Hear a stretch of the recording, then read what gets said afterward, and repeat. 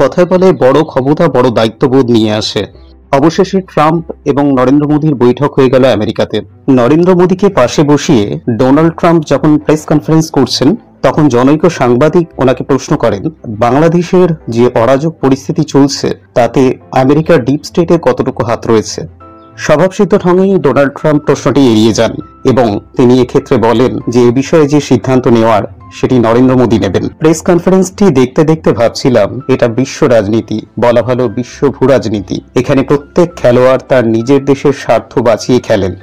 এই প্রেস কনফারেন্সের যে নির্যাস বেরোলো তার প্রেক্ষিতে এটা বলা অবশ্যই দরকার যে বাংলাদেশের ক্ষেত্রে ভবিষ্যতে ভারতের স্ট্যান্ড কি হতে চলেছে। নমস্কার বন্ধুরা, আপনারা দেখছেন ডেইলি স্কুপ শো, আপনাদের সঙ্গে আমি সঞ্জীব। আমেরিকার মসনদে যেই ক্ষমতায় আসুক, আমেরিকার প্রথম এবং প্রধান নীতি হলো আমেরিকা ফার্স্ট। সেক্ষেত্রে ডোনাল্ড ট্রাম্প ক্ষমতায় আসার পরেও তার কোনো ব্যত্যয় হয়নি, বরং ডোনাল্ড ট্রাম্প এই সুরটিকে আরো চড়া সুরে বেঁধে দিয়েছেন। তার এবারের ক্ষমতা গ্রহণের আগে যে ম্যানিফেস্টো, তার মূল উদ্দেশ্য বা বক্তব্য ছিল একটাই, মাগা, অর্থাৎ মেক আমেরিকা গ্রেট এগেইন। এই মুহূর্তে দক্ষিণ এশিয়ার ভূরাজনীতির কথা যদি বিবেচনা করি, সেক্ষেত্রে আমেরিকার স্বার্থ কে সবচেয়ে বেশি সার্ভ করতে পারে সে বিষয়ে ভারতের অবস্থানের পাশাপাশি আর কোনো দেশকে চোখে পড়ে না।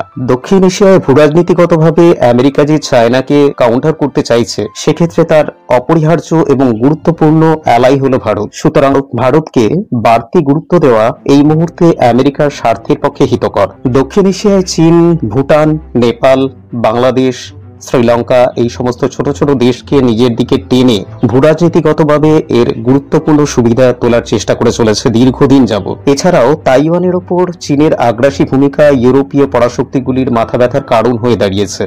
বলা বাহুল্য, গোটা বিশ্বে যত চিপ প্রস্তুত হয়, অর্থাৎ ইলেকট্রনিক চিপ প্রস্তুত হয়, তার 50% সরবরাহ করে তাইওয়ান।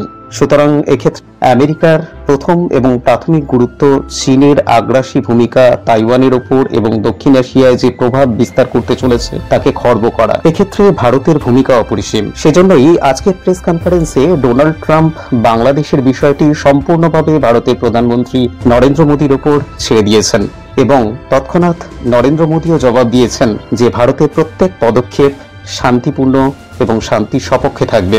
বিচক্ষণ এবং ক্ষমতাধর ব্যক্তিদের প্রধান বৈশিষ্ট্য এটাই, তাদের হাতে ক্ষমতার কার্ড থাকা সত্ত্বেও তারা ক্ষমতার কার্ড যেখানে সেখানে যখন তখন ব্যবহার করেন না। তার জন্য একটি নির্দিষ্ট পরিস্থিতি এবং সময় থাকে এবং তারা সেই সময়ের জন্য অপেক্ষা করেন। বাংলাদেশে বরাবরই দুটি শক্তি বিদ্যমান ছিল, একটি মুক্তিযুদ্ধের সপক্ষের শক্তি এবং আরেকটি মুক্তিযুদ্ধের বিরোধী শক্তি। 5ই আগস্ট বাংলাদেশের ক্ষমতার হাত বদল হওয়ার পর যে রেজিম বর্তমানে ক্ষমতায় রয়েছে, তারা তাদের হাবে ভাবে আচারে আচরণে এটা বুঝিয়ে দিয়েছে যে তারা মুক্তিযুদ্ধের সপক্ষে নয়। 32 নম্বরের ঐতিহাসিক ধানমন্ডির বাড়িটি ধূলিসাৎ করে দিয়ে তারা একথা প্রমাণ করে দিয়েছে এবং সঙ্গে সঙ্গে একটা ওপেন চ্যালেঞ্জ ছুড়ে দিয়েছে মুক্তিযুদ্ধের সপক্ষের শক্তির প্রতি। গত 6 মাসে ধর্মবিশ্বাসের কারণে হিন্দু, বৌদ্ধ, খ্রিস্টান পরিষদের উপর এবং সংখ্যালঘুদের উপর অকথ্য নির্যাতন চলছে বাংলাদেশে। বাংলাদেশের সমস্ত সংবাদ মাধ্যম এই মুহূর্তে সেলফ সেন্সার্ড।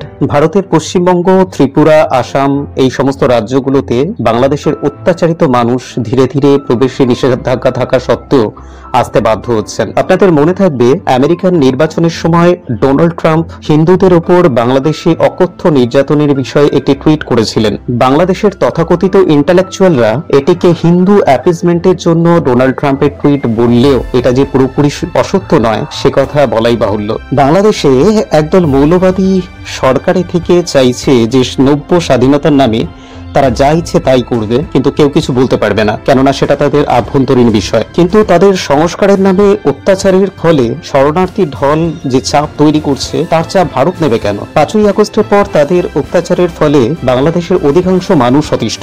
বাংলাদেশের সুশীল সমাজ নিরাপত্তার স্বার্থে মুখ বন্ধ করে রয়েছে। বিরোধী কণ্ঠস্বর দমন করার জন্য 1971-এর অপারেশন সার্চলাইটের কায়দায় নামিয়ে আনা হয়েছে অপারেশন ডেভিল হান্ট। হিন্দু বিদ্বেষ, ভারত বিদ্বেষ, মুক্তিযুদ্ধ বিদ্বেষ ক্রমাগত ক্রমাগত বিদ্বেষ ছড়িয়ে ভারতকে কত প্রভোগ করা হচ্ছে যাতে যে কোনো রকম দ্বন্দ্বে ভারত অবতীর্ণ হয়। ভারত এতদিন মুখ বুজে নীরবে পর্যবেক্ষণ করেছে এই সমস্ত পরিস্থিতি। ভারত এবং আমেরিকার দ্বিপাক্ষিক বৈঠকের পর আজকের সংবাদ সম্মেলন ভারতের জন্য বাংলাদেশের উপর ভবিষ্যতের পদক্ষেপের কূটনৈতিক দরজা আরো প্রশস্ত করে দিল এবং ভবিষ্যতে আমরা এই বিষয়ে তাকিয়ে থাকব যে ভারত কি কি পদক্ষেপ নিতে চলেছে। আপনাদের সকলকে অসংখ্য ধন্যবাদ।